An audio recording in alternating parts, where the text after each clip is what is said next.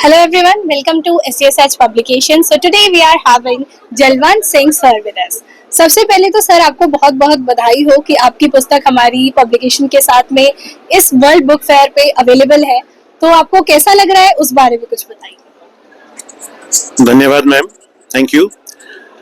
देखिए, जब हम लिखते हैं तो ये सोच करके लिखते हैं ये केवल हमारी अभिव्यक्ति है, लेकिन दूसरों के लिए लिखते हैं, शायद कोई पढ़ेगा, प्रोत्साहन मिलेगा, शायद कुछ बदलाव आए, इस लिहाज से लिखा जाता है. लेकिन जब एक ये एहसास कि विश्व पुस्तक मेले में वो विचार जो हमने कभी दिमाग में सोचे, जो हमने लिखे, जिनको संग्रहित किया, संकलित किया, वो एक वर्ल्ड लेवल के प्लेटफॉर्म पर यहाँ पर आए हुए हैं, तो स्वाभाविक है कि बहुत खुशी हो रही है मुझे कि इतनी भीड़ के बीच अंतर्राष्ट्रीय विश्व पुस्तक मेले के अंदर मेरी इन पुस्तकों को जगह मिली है. कौन पढ़ता है, नहीं पढ़ता है, या ये पुस्तकें कोई परचेज कर रहा है, नहीं कर रहा है, लेकिन मेरे लिए इतना ही काफी है कि ये एक अंतर्राष्ट्रीय प्लेटफॉर्म के ऊपर आकर के पहुंची है. तो बहुत अच्छा लग रहा है मुझे ma'am. Thank you so much sir. तो हमारे दर्शकों को बताइए कि इन पुस्तकों में आपने किस तरह के विचारों को साझा किया है और ये पुस्तकें हमारे रीडर्स को क्या कुछ नया सिखाने वाली है. जी, बहुत अच्छे. देखिए, दो किताबें जैसा आप देख रहे हैं, एक किताब यहाँ पर है मेरी लिखी हुई आत्मालोक की सैर. आत्मालोक की सैर से हो सकता है कि टाइटल को देख करके लगे कि पता नहीं कोई स्वर्ग या नरक या कौन से लोक की सैर की बात हो रही है.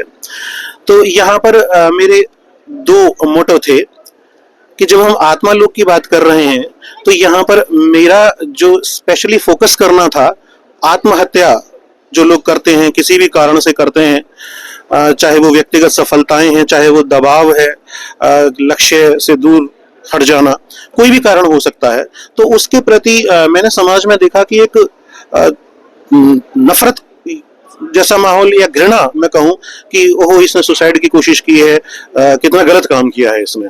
मैंने उस मिथक को तोड़ने की कोशिश की है यहाँ पर कि अगर मरना आसान नहीं होता, जब भी कोई स्टेज पर आता है तो वो कहीं ना कहीं पर मुझे तो लगता है कि समाज के स्वयं के गाल पर जड़ा तमाचा है कि कहीं ना कहीं समाज उसे ऐसा खुशी नहीं दे पाया, वो हैप्पीनेस नहीं है उसके पास, उसे अवसर नहीं दिए जा रहे, या उसे जरूरत है.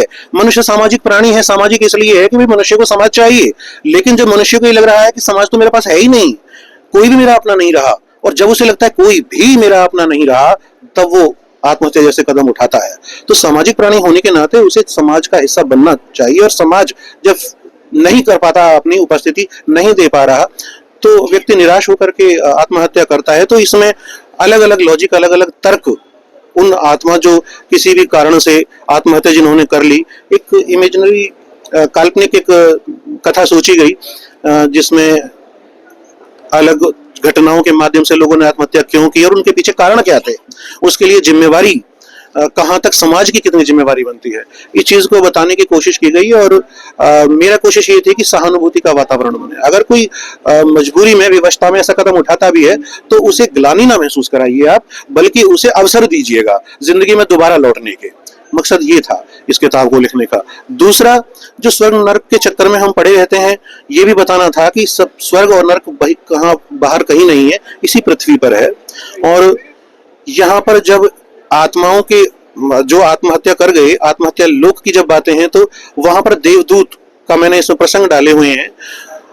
देवदूत और राधाचरण, ये दो मैंने मेन कैरेक्टर्स यहाँ पर लिए थे.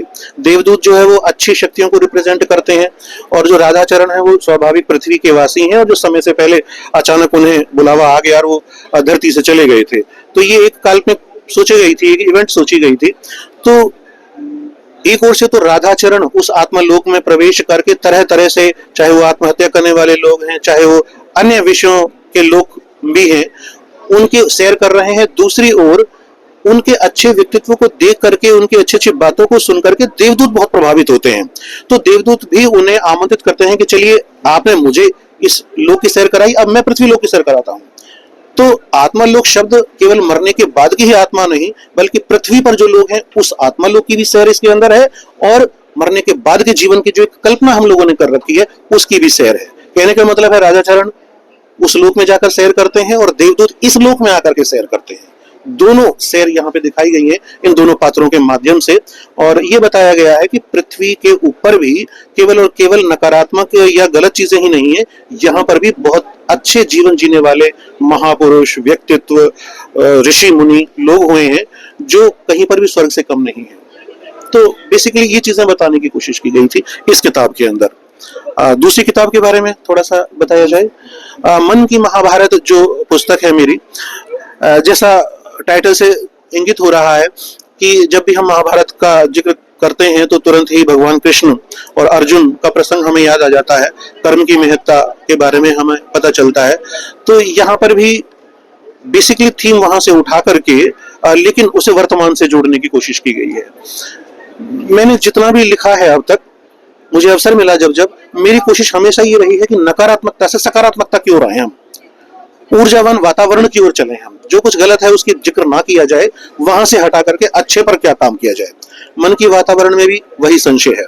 मेरा ये मानना है कि प्रत्येक व्यक्ति हर समय लगभग ड्वेल लाइफ, दुविधा दो, अच्छा भी बुरा भी, दिन भी रात भी, फूल भी कांटे भी, इस तरह का जीवन जीता है।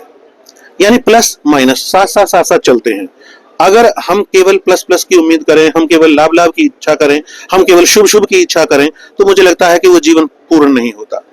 अगर हमने जीवन जीना है अच्छे से, तो हमें दोनों स्थितियों के लिए तैयार होना पड़ेगा। तो मन की महाभारत वही है कि जहां पर मेरे दिमाग में हर समय अच्छे भी विचार आते हैं, बुरे भी विचार आते हैं। शिक्षा की बात कर रहा हूं तो अंधकार की भी बात करता हूं, शुभ की बात करता हूं तो अशुभ की भी बात करता हूं, सकारात्मकता की बात करता हूं तो नकारात्मकता की बात करता हूं, देवताओं की बात करता हूं तो राक्षसों की भी बात करता हूं। हम इनसे बच नहीं सकते। हम केवल और केवल अच्छी अच्छी बातों को लेकर के चलते रहें, हम स्वयं को धोखा देंगे। इसलिए दोनों को लेकर के हमारे मन में दुविधा क्या है और निष्कर्ष क्या होना चाहिए हमारा।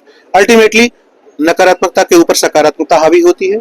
हमेशा से ही मेरा यह मानना रहा है, मैंने पुस्तक के अंदर भी कोट किया हुआ है कि भले ही सच्चाई कम दिखती हो, अच्छी चीजें कम नजर आए, अच्छे लोग नजर कम आए, लेकिन उनकी ताकत हमेशा ही प्रभावशाली होती है, अधिक होती है। जबकि झूठ की संख्या भले ही ज्यादा हो, लेकिन वो हमेशा ही प्रभाव में बहुत कम होते हैं। तो ये यहाँ पे मन की महाभारत में एक किस्म से मैं यूं कहूंगा कि हर आदमी जब इसको पढ़ेगा तो उसे लगा कि अरे हाँ, ये विचार तो मेरे मन में भी आ रहे थे, ऐसा तो होता है, यस ऐसे भी होता है, ऐसे भी होता है। इसमें साथ साथ फिर कृष्ण के बहाने, माधव के बहाने सोल्यूशन भी बताने की कोशिश की गई है कि जब हमारे मन में प्लस इस तरह से उठ रहा है, माइनस इस तरह से उठ रहा है, तो सही रास्ता मेरे लिए क्या है। वो हमने एक कल्पना के काल्पनिक नाटक के रूप में ही माधव के कृष्ण के माध्यम से उस चीज को, यानी मेरे ही मन में कृष्ण बैठे हुए हैं और मेरे मन में ही अर्जुन बैठे हुए हैं, तो वो सवाल जवाब चलते रहेंगे। और उसके बाद निष्कर्ष में माधव ने क्या कहा वो इस किताब के अंदर है। तो वो एक रास्ता मिलता है, मैं समझता हूँ जीवन जीने के लिए कि अगर दुविधाएं इतनी है तो रास्ते भी हैं, वो इस किताब के अंदर है, मन की महाभारत के अंदर। तो ये थोड़ा सा मैंने बताया आपको जी। सर, आपकी दोनों ही किताबों ने बखूबी इंसानों को, इंसानी जीवन को इस तरह से समझाया है जो शायद हम सभी एक्सपीरियंस तो डेली कर रहे हैं लेकिन देख नहीं पा रहे हैं। तो यस, वो नजरिया आपकी दोनों किताबें देने वाली हैं। तो मुझे ऐसा लगता है कि हमारे रीडर्स को, हमारे दर्शकों को ये किताब बहुत पसंद आएगी। तो अब मैं आपसे जानना चाहूंगी कि आपका एक्सपीरियंस SGSH पब्लिकेशन के साथ में कैसा रहा? बहुत बढ़िया। शायद ये अनुभव, हालांकि मैंने इससे पहले मेरी जो पहली पुस्तक थी ब्लू रोज पब्लिकेशन के साथ में थी, मेकअप के रंगों में पति पत्नी, क्योंकि वो भी मेरा एक मनपसंद टॉपिक रहा है कि हस्बैंड एंड वाइफ जो 7 जन्मों की कस्में खाते हैं, 7 फेरे लेते हैं, लेकिन न जाने क्या होता है आजकल स्थितियां कुछ ऐसी बन रही हैं कि 7 दिन बाद ही तनाव शुरू हो जाते हैं, तलाक हो रहे हैं। तो उसको दिमाग में रखते हुए प्लॉट, और वो किताब ऑनलाइन प्लेटफॉर्म में 20,000 के करीब पाठकों ने पढ़ लिया। ये सारी चीजें मेरे ऑनलाइन प्लेटफॉर्म के अंदर भी चल रही हैं, जहां पर जो मेरे रीडर्स हैं तकरीबन 55,000 के करीब तक पहुंच चुके हैं। प्रतिलिपि जो है उसके ऊपर मैं लगातार लिखता रहा हूं काफी टाइम से। तो मेकअप के रंगों में पति पत्नी मेरा पहला नोवेल था जो मैंने लिखा, बहुत अच्छा रहा, बहुत अच्छा रिस्पॉन्स मिला, समीक्षाएं वगैरह मैं वहां पर देखता रहता हूं। उसके बाद में दूसरा मेरा पब्लिकेशन था रवीना प्रकाशन, जिनके साथ मैंने क्योंकि फीमेल कैरेक्टर्स को मैंने बहुत तरह तरह से बुना है और हमेशा सशक्तिकरण की बात कही है, तो दूसरी किताब थी मेरी लड़की देखनी है चलोगी। एक ये शीर्षक हमारा बड़ा अजीब सा होता था कि लड़की देखनी है चलोगे, अक्सर बोला जाता था कि भाई जब भी शादी की बात आ रही है फला फला लड़की देखनी है चलना है। और मैंने हमेशा ये कहा कि लड़की देखने की चीज नहीं, लड़की समझने की चीज है। कि भाई देखने की नहीं, बल्कि सवाल ये होना चाहिए कि लड़की समझनी है चलोगे। लेकिन शायद हमने उसको इग्नोर किया, पता नहीं किस लोगों ने अपने अपने एंगल से। एनीवे वो दूसरी किताब थी मेरी रवीना प्रकाशन के साथ। उसके बाद तीसरी किताब भी मेरी रवीना प्रकाशन के साथ रही, लेकिन मैं कहूँ कि बहुत अच्छा मेरा सकारात्मक उनके साथ नहीं वातावरण बन सका। इसके बाद मेरी मृदुल जी के साथ बात हुई और कहीं से शायद उनका नंबर मिला। उन्होंने फिर एसजी, पहले तो किताब राइटिंग पब्लिकेशन के नाम से चल रहा था, पहले नाम आया, फिर दिव्या जी से मेरी बात हुई। दिव्या जी से जब बात हुई तो फिर लगातार क्यूरियोसिटी बढ़ती चली गई, उनका काम करने का तरीका, उनकी ईमानदारी, उनका डेडिकेशन, उनका हार्ड वर्क, उनका बचपना, इनोसेंट व्यवहार जो है, लगातार एक बच्चा हमेशा उनके अंदर छिपा रहता है, कहीं कोई लाभ लगे पिट नहीं। बाकी जो दोनों पब्लिकेशन है, ब्लू रोज जिसको मैं कहूँ टोटली व्यवसायीकरण रूप है, उसका बाजारीकरण कह सकता हूं मैं। लेकिन जब एसएसजीएच की बात करते हैं हम, तो पहली बात तो एसएसजीएच का मोटो ही बहुत अच्छा है कि स्प्रेड गुडनेस स्प्रेड हैप्पीनेस। ये न केवल कह रहे हैं बल्कि उसको पूरी तरह से उतार भी रहे हैं। अच्छी बात ये है। तो उसके साथ साथ आप लोगों की टीम के साथ, आपके साथ जुड़ने का मौका मिला, आप लोगों के साथ अब मैं यहाँ पर देख रहा हूँ कि ये किताबें जो यहाँ तक इस रूप में पहुंचती हैं, इसके पीछे कैसे कैसे आप लोगों की मेहनत रहती है, प्रूफ रीडिंग होती है, ये सारी की सारी चीजें। तो ये टीम बड़ी एनर्जेटिक टीम लगी मुझे। और सबसे बड़ी बात है कि बिना लाग लपेट के, बिना कृत्रिमता के, बिना किसी बाह्य आडंबर के, शालीनता के साथ, सौम्यता के साथ, सरलता के साथ ये एसएसजीएच जो पब्लिकेशन है अपना काम कर रहा है। यही वजह है कि मैंने वहां ब्लूवर्स के साथ 1 पर पुस्तक देकर काम किया, रवीना के साथ 2 पर काम किया, और इसके बाद मैंने 6 किताबें पब्लिश जो है एसएसजीएच के साथ हुई। अब थोड़ा सा व्यस्तता के कारण समय नहीं मिल रहा। अगला भी, आगे भी, अब तक जो मैंने सोचा है आगे आगे जब भी पब्लिश होंगी, देखिए फ्यूचर का नहीं कह सकता, लेकिन अभी प्रेजेंट जो मेरा मेंटल स्टेटस है वो तो यही कह रहा है कि एसएसजीएच मेरे लिए बेस्ट है, और मैं इन्हीं के साथ लगातार आगे काम करूंगा, आप लोगों के साथ, बच्चों के साथ काम करूंगा, मजा आएगा हम लोगों को कर करके। तो मेरे लिए ये सर्वोपरि है। इनकी ईमानदारी से मैं बहुत बहुत प्रभावित हूँ। इनकी सिंपलिसिटी जो है, सादगी वाली बातें जो है, वो मुझे बहुत बहुत पसंद है जी। सर, हमारे लिए अमूल्य तोहफा है जो आपने जिस तरह से हमारी पब्लिकेशन के बारे में कहा और ऑनेस्टी की बात कही, जो कि हमारी एक, आई थिंक, इस पब्लिकेशन का एक पिलर है, हम ये कह सकते हैं। तो yes, thank you so much for that sir. And my last question to you is, अगर आपके पास कोई भी मैसेज है हमारी ऑडियंस के लिए जो आप उन्हें देना चाहेंगे तो बिल्कुल शेयर करिए। जी, ऑडियंस के लिए तो मैं सिर्फ ये कहूंगा कि हमारी जो यंग जनरेशन आ रही है, टेक्नोलॉजी के साथ साथ जो आगे बढ़ रही है, तो भाई जो पाठक संख्या है हमारी किताबों के मामले में मैं समझता हूँ बहुत कम है। ये रेशियो बढ़ना चाहिए। और अब लगातार हम अपनी आंखें स्क्रीन पर जो लगा रहे हैं, उसकी वजह मैं चाहता हूँ कि किताबों की ओर लौटें हम। ये सारी चीजें ठीक है, कुछ समय तक अच्छी हैं, लेकिन इनके ऊपर भी कंट्रोल होना चाहिए। पुस्तकों की ओर लौटने की बहुत बहुत आवश्यकता है। आप अपना और पढ़ें भी, अच्छा पढ़ें, एक ये भी बात है। पुस्तकों की ओर लौटें, लेकिन अपना टारगेट तय कीजिए, अपनी मंजिल तय कीजिए, अपने लक्ष्य, और उस लक्ष्य की प्राप्ति के लिए संबंधित पुस्तकें आपको जहां जहां पर भी मिलें। आपकी सबसे गहरी, सबसे अच्छी, अमूल्य दोस्त मैं समझता हूं स्मार्टफोन नहीं, किताबें हैं, पुस्तकें हैं। तो आप इन्हें कंपेनियन बनाइए, इन्हें साथ रख के चलिए, इन्हें अपने बैग में या अपने साथ, बजाय मोबाइल में। ठीक है, सब कुछ है आज आपके स्मार्टफोन के अंदर, पर मेरा तो कहना यही है कि आप जरूर अपना टाइम शेयर करें किताबों के साथ, कि पूरी दुनिया है इसके अंदर। बस ये है कि गुणवत्ता होनी चाहिए और आपका टेस्ट बढ़िया होना चाहिए, आपको सब कुछ मिलेगा।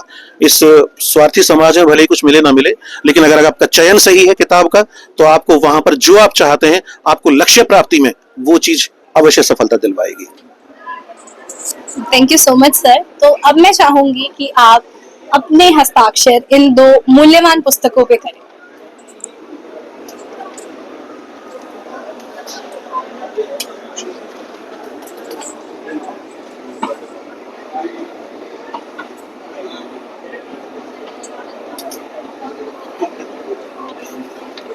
कहाँ पर? कहीं पर बताइए। इसके ऊपर? हाँ, यहाँ पे या यहाँ पे चाहिए। जी जी, सिंपली साइन। हाँ, या आप कुछ नोट लिखना चाहते हैं तो आप वो भी लिख सकते हैं अपने रीडर्स के लिए।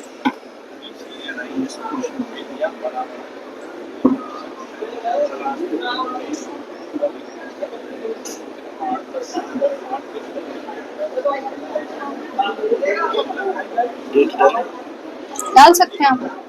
नहीं।